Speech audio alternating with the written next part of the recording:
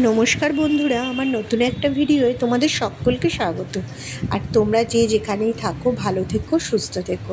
তো দেখো, আজ বানিয়েছিলাম মাছের পুরভরে কচুরি, মানে মাছের কচুরি। আর হচ্ছে তোমার খোলা শুদ্ধ আলুর তরকারি করেছিলাম। তো মাছের কচুরি তো ভেটকি মাছ দিয়ে বেশি ভালো হয় অবশ্যই, কিন্তু আমি বাড়িতে থাকা যে কাটাপোনা মাছ থাকে সেটা দিয়ে করার চেষ্টা করেছিলাম। প্রথমেই মাছগুলোকে ভালো করে সেদ্ধ করে তার কাঁটাগুলোকে বেছে নিয়েছিলাম। আর এটা পেটি মাছ নিলে বেশি ভালো হয়, তাহলে কাঁটাটা ছাড়াতে খুব সুবিধা হবে।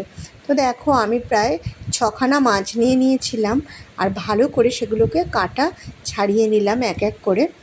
আর এখানে ফ্রাই প্যানে একটু তেল গরম করে রসুন আর কাঁচা লঙ্কা থেতো করে রেখেছিলাম, সেইটা তেলের মধ্যে দিয়ে দিলাম। আর এটাকে ভালো করে একটু ভাজা ভাজা করতে হবে, যাতে রসুনের গন্ধটা একদমই না থাকে। আর আমি একটু পেঁয়াজও কুচিয়ে রেখেছিলাম। ভালো করে রসুন আর কাঁচা লঙ্কাটা ভালো করে নেড়ে চেড়ে এটাকে ভালো করে ভেজে নিলাম। আর ভালো করে না ভাজলে রসুনের একটা যে চড়া গন্ধ থাকে সেটা ভালো লাগে না, তাই একটু ভালো করে রসুন আর কাঁচা লঙ্কাটা ভেজে নিয়েছিলাম। আর যে পেঁয়াজটা আমি কুচি করে রেখেছিলাম, এবার তার মধ্যে সেই পেঁয়াজ কুচিটা দিয়ে দিলাম। এবার এই পেঁয়াজ কুচিটা দিয়েও ভালো করে নাড়াচাড়া করতে হবে, যাতে পেঁয়াজ কুচিটাও ভালো করে ভাজা হয়ে যায়। রসুন, কাঁচা লঙ্কা, পেঁয়াজ কুচি সব একসাথে নিয়ে ভালো করে ভাজতে হবে। আর দেখতেই পাচ্ছ কালারটা অনেকটা চেঞ্জ হয়েছে। এবার এটাকে এর উপরে একটু নুন দিয়ে দিলাম, তারপরও ভালো করে নেড়েচেড়ে ভাজতে হবে। তো দেখো, পেঁয়াজটা আস্তে আস্তে অনেকটাই ভাজা হয়ে গেছে। এবার এর মধ্যে দিয়ে দিলাম হলুদ গুঁড়ো, তারপর দিলাম জিরের গুঁড়ো আর দিলাম ধনের গুঁড়ো। এবার এগুলো দিয়েও ভালো করে নাড়িয়ে চাড়িয়ে নিলাম। দেখো, পেঁয়াজটা অনেকটা ভাজা হয়ে গেছে। আর এটার মধ্যে আমি একটু আদা বাটাও দিয়েছিলাম আর দিলাম টমেটো সস। তো দেখো, পুরটা আমার প্রায় রেডি হয়েই এসছে। পেঁয়াজগুলো অনেকটা নরম হয়ে গেছে। ভালো করে এটাকে মশলাটাকে কষালে তবেই কিন্তু জিনিসটার ভালো টেস্ট পাওয়া যায়। তো দেখো, মশলাটা একদম পেঁয়াজও নরম হয়ে এসছে, মশলাটাও কষানো হয়ে গেছে। এর মধ্যেই আমি যে মাছগুলো কাঁটা ছাড়িয়ে রেখেছিলাম, এবার তার মধ্যে আমি সেই মাছ দিয়ে দিলাম, কাঁটা ছাড়ানো যে পেটির মাছগুলো। তো দেখো, এবার মাছগুলো দিয়েও ভালো করে মেশাতে হবে সব মশলার মধ্যে। তো আমি মাছগুলো দিয়ে ভালো করে নাড়িয়ে ছাড়িয়ে পুরো মশলার মধ্যে দিয়ে এবার মাছটাকেও ভালো করে কষাতে হবে, যাতে সেটার মধ্যে কাঁচা গন্ধ একদম না থাকে। তো দেখতেই পাচ্ছ সব মাছগুলো আমার দেয়া হয়ে গেছে। এবার আমি এটাকে ভালো করে মেশাবো পুরো মশলাটার মধ্যে। দেখো, ভালো করে মেশাচ্ছি। আর আমি একটু আলুও সেদ্ধ করে রেখেছি। আলু সিদ্ধটা তোমরা দিতেও পারো, শুধু মাছ দিয়েও পুরটা বানাতে পারো। আবার যদি মনে করো যে মাছটা একটু কম আছে, একটু কম মাছটা দিয়ে আলু সেদ্ধ দেবে, সেটাও দিতে পারো, দুটোই ভালো লাগবে। শুধু মাছ দিয়েও করা যায়, আবার মাছের পুরের সঙ্গে একটু আলু সেদ্ধ মিশিয়েও করা যায়। আর দেখো, আমি এখানে আলুটা সেদ্ধ করে একটু মেখে রেখেছি। এবার এই যে মাছের পুরটার মধ্যে আমি আলু দিয়ে দিলাম। তবে আলু না দিলেও কিন্তু ভালো লাগবে, শুধু মাছের যদি পুর বানিয়ে করো সেটাও কিন্তু খারাপ লাগবে না। তো দেখো, সব আলু সেদ্ধটাই আমি এর মধ্যে দিয়ে দিলাম। তবে মাছটা যেন বেশি থাকে, আর আলুটা দিলে আলুর পরিমাণটা খুবই কম দেবে।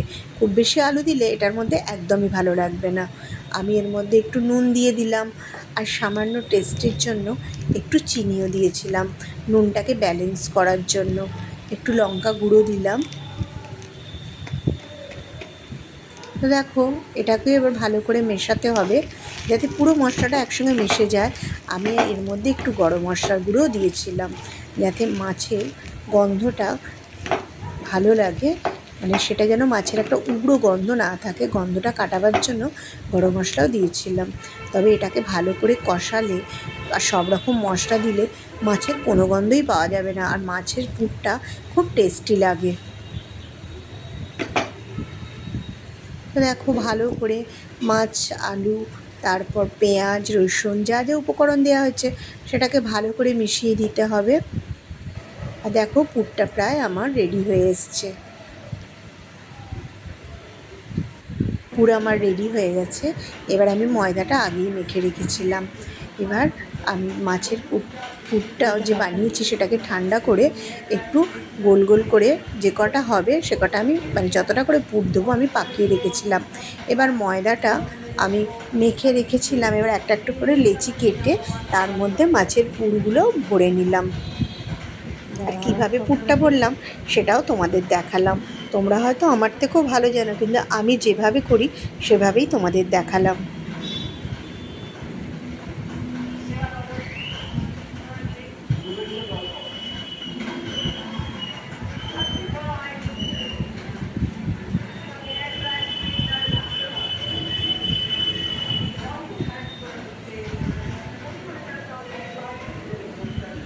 একটা একটা করে আমি সব কটা মাছের পুরই এরকম ময়দার মধ্যে এরকম এক একটা করে লেচি কেটে তার মধ্যে ভরে দেবো। আর ফিশ কচুরিটা খেতে কিন্তু খুব সুন্দর লাগে। তোমরা কোনো একদিন বাড়িতে করে দেখো। মা, আমি যেমনভাবে করেছি একবার করে দেখো, আর কেমন খেতে হয়েছে আমাকে কমেন্টসে অবশ্যই জানিও। আর শাশুড়ি মা আমাকে কচুরিগুলো একটু বেলে দিল, আর আমি এদিকে কড়াইতে সাদা তেল গরম করতে দিয়ে দিয়েছি। তো দেখো প্রথম কচুরিটা মোটামুটি খারাপ হয়নি, তবে তেলটা বোধহয় আরেকটু গরম হলে ভালো হতো। তো যাই হোক, প্রত্যেকটা কচুরি কিন্তু খুব সুন্দর ফুলেছিল। এক এক করে আমি এবার কচুরিগুলোকে ভেজে নেব। একটু লাল করে ভাজবো, তাহলে খেতে বেশি ভালো লাগে একটু লাল করে ভাজলে।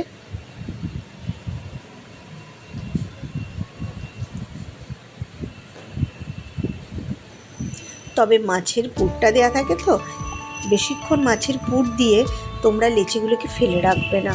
মাছের পুর দেবার পরপরই সেটাকে বেলে ভেজে নিতে হবে। আর দেখো আমার একটা কচুরি ভাজা হয়ে গেছে, কত সুন্দর হয়েছে কচুরিটা। তো এক এক করে আমি সব কচুরিগুলোই ভেজে নেব। মাছের পুরটা যদি ঢুকিয়ে আমরা বেশিক্ষণ রেখে দিই, অনেকক্ষণ পরে করি, সেটা কিন্তু একদম নরম হয়ে গিয়ে বেলা যাবে না আর ফেটে যাবে।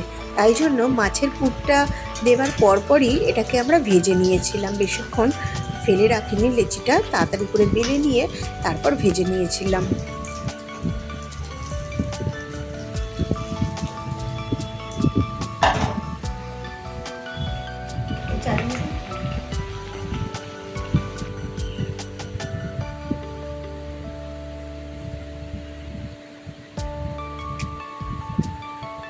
দেখতেই পাচ্ছ কচুরিগুলো প্রত্যেকটা খুব সুন্দর হয়েছিল। আর লক্ষ্য রাখবে যেন ময়দাটা বেলতে গেলে ফেটে না যায়। যদিও ফেটে যায়, একটু ময়দা গুলে রাখবে, সেই জায়গাটা একটুখানি হাতে করে লাগিয়ে দিলে তাহলে সেই জায়গাটা ঠিক হয়ে যায়। পুর ভরতে গেলে অনেক সময় একটু আধটু ফেটে যায়, তো সেগুলো একটু খেয়াল রাখতে হবে।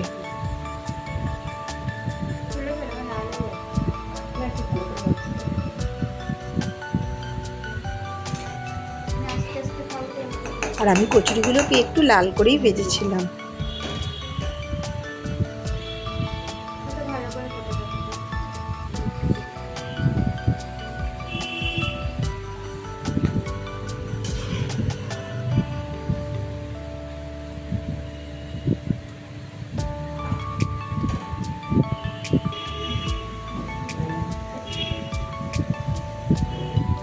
প্রত্যেকটা কচুরি কি সুন্দর ফুলছে।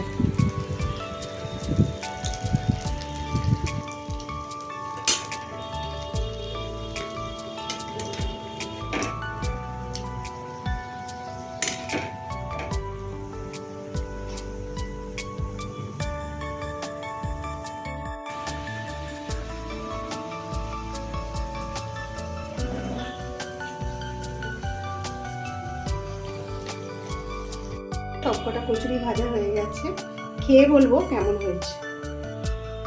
কি দেখাবো,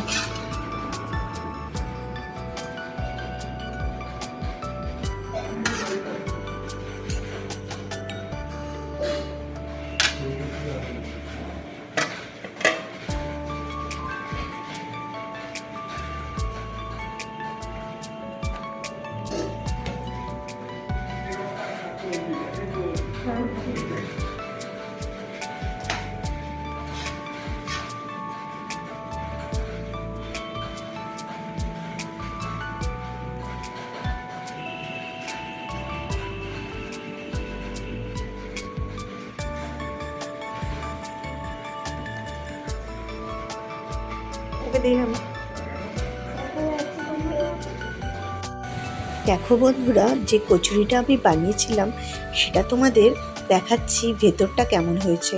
দেখো, যে পুরটা দিয়েছিলাম সেটা কিন্তু একদম সমানভাবে পুরো ছড়িয়ে আছে। আর যে আলু চচ্চড়িটা করেছিলাম কচুরির সঙ্গে কিন্তু দারুণ লাগছিল। তোমরাও একদিন বাড়িতে বানিয়ে আমাকে জানিও তোমাদের কেমন লাগলো। তো ভিডিওটা আমি এখানেই শেষ করলাম।